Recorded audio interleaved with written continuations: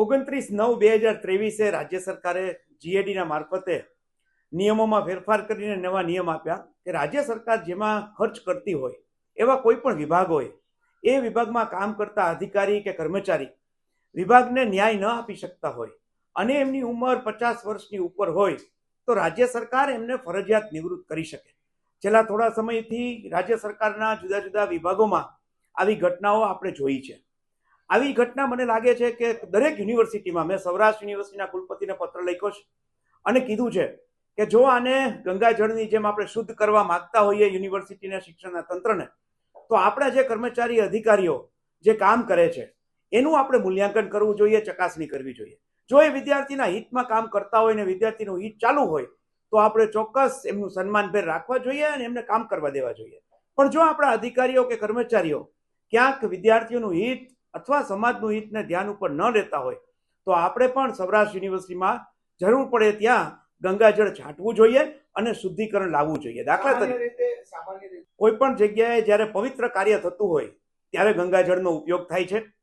માણસના જન્મથી ચાલુ કરીને એના અંત સુધી ગંગાજળ એ આપણી સંસ્કૃતિમાં જોડાયેલું છે। માત્ર અસામાજિક તત્વો નહીં પણ સમાજને નુકસાન કરતા કોઈ પણ લોકો, પછી એ શિક્ષણ ક્ષેત્રના હોય તો પણ એમને પણ શુદ્ધ કરવા માટે મને એમ લાગે છે કે આપણે ચકાસણી કરવાનું કીધું છે, મૂલ્યાંકન કરવાનું કીધું છે અને ત્યારબાદ જો આવા કોઈ લોકો હોય તો એને દૂર કરીને ગંગાજળ છાંટવાનું કીધું છે। ગંગાજળનો અર્થ અને ગંગાજળનો શબ્દ વાતાવરણને પવિત્ર કરવાના સંદર્ભમાં છે। શિક્ષણનું ક્ષેત્ર પણ પવિત્ર થાય એવી અપેક્ષાએ આ શબ્દનો ઉપયોગ કર્યો। ગંગાજળ અભિયાનનો પ્રારંભ એ રીતે થાય કે આપણે એ લોકો જે કામ કરે છે એનું મૂલ્યાંકન કરીએ। રાજ્ય સરકાર પણ મૂલ્યાંકન કરે છે। રાજ્ય સરકાર જે રીતે મૂલ્યાંકન કરે છે એ જ રીતે અધ્યાપકો જ્યારે વિદ્યાર્થીઓ પાસેથી કેવી રીતે એનું મૂલ્યાંકન કરાવી શકાય, વિદ્યાર્થીઓની અપેક્ષા પૂરી થાય છે કે નહીં એ આપણે જાણી શકાય, વિદ્યાર્થીઓ પ્રયોગશાળામાં હોય ને અધ્યાપકો એને પૂરો ન્યાય આપે છે કે નહીં એ જાણી શકાય, કર્મચારીઓ જે કામ કરે છે, દાખલા તરીકે વિદ્યાર્થીઓને એની સ્કોલરશીપ હોય, કોલેજોને એને યુજીસીની ગ્રાન્ટ હોય, પરીક્ષા વિભાગમાં વિદ્યાર્થીઓના પ્રશ્નો હોય, જો આને પૂરો ન્યાય મળતો હોય એવું લાગતું હોય તો જે છે યથાવત રાખે। વિદ્યાર્થીઓ પાસેથી અભિપ્રાય એવો આવે કે આમાં શુદ્ધિકરણની જરૂર છે તો ચોક્કસ પવિત્ર વાતાવરણ ઊભું શિક્ષણમાં થાય એ હેતુસર મેં આ કુલપતિને વિનંતી કરી।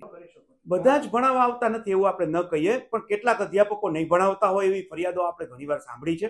પણ જ્યારે આપણે કોઈને એના જોબ સાથે, સર્વિસ સાથે જોડતા હોઈએ ત્યારે કોઈ રેડ પાડે એની પબ્લિસિટી થઈ શકે પણ એની ઉપર કાયદાકીય પ્રક્રિયા તો વિભાગ કરી શકે અને એની જોગવાઈ કરી છે। રાજ્ય સરકારે મારફતે રૂલ નંબર 23-24 દાખલ કરીને આ જોગવાઈ કરી છે કે જેમાં આપણે ને બિરદાવી શકાય અને જે સારું કાર્ય નથી કરતા એને દૂર કરી શકાય। હું માનું છું કે યુનિવર્સિટીનું મુખ્ય કાર્ય એમ સંશોધનનું છે, એક્સટેન્શન એક્ટિવિટીઝનું છે। યુનિવર્સિટીના ભવનોમાં સંશોધન સારા થવા જ જોઈએ, સારા થતા હોય એને બિરદાવવા પણ જોઈએ અને જ્યાં ન થતા હોય ત્યાં યુનિવર્સિટીએ લાખ કરી અને સારા સંશોધનને વિદ્યાર્થી ઉપયોગી સંશોધન થાય એનો પ્રયાસ કરવો જ જોઈએ અને અમારી જવાબદારી છે, અમે પણ હવે જવાબદારી સંભાળ્યા પછી એ વિષયમાં આગળ ચોક્કસ વધીશું।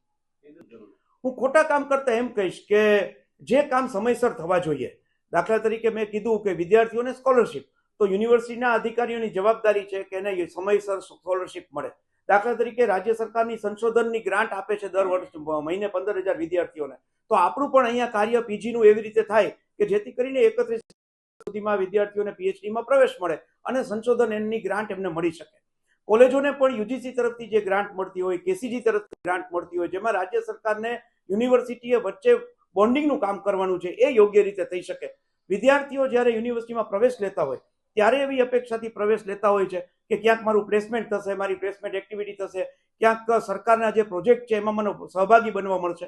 આ બધા પ્રક્રિયામાં વિદ્યાર્થીઓને ન્યાય મળે છે કે નહીં એ આપણે યુનિવર્સિટીએ એકાઉન્ટેબિલિટી ઊભી કરવી જોઈએ અને ચકાસવું જોઈએ।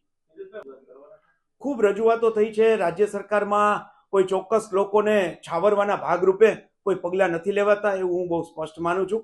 અનેક એવી જગ્યાઓ છે, સદનસીબે અત્યારના જે બે મોટા પ્રોજેક્ટ ચાલી રહ્યા છે, લાઇબ્રેરીનો અને ઓડિટોરિયમનો, એનો પ્રશ્ન હમણાં છેલ્લા 15-20 દિવસથી ઉકેલાયો છે અને આગામી સમયમાં એટલીસ્ટ 15 કરોડના ખર્ચના બંને પ્રોજેક્ટ તાત્કાલિક શરૂ થાય એવું લાગી રહ્યું છે। પણ જૂના જે પ્રોજેક્ટ છે, કોન્વોકેશન હોલનો પ્રોજેક્ટ હોય, એજ્યુકેશન ડિપાર્ટમેન્ટ અને ફિઝિકલ એજ્યુકેશન ડિપાર્ટમેન્ટની વચ્ચે સેમિનાર હોલ બનાવવાનો પ્રોજેક્ટ હોય, આ બધા પ્રોજેક્ટ નથી ચાલ્યા એ હકીકત છે અને રાજ્ય સરકારે એને ગંભીરતાથી લેવી જ જોઈએ।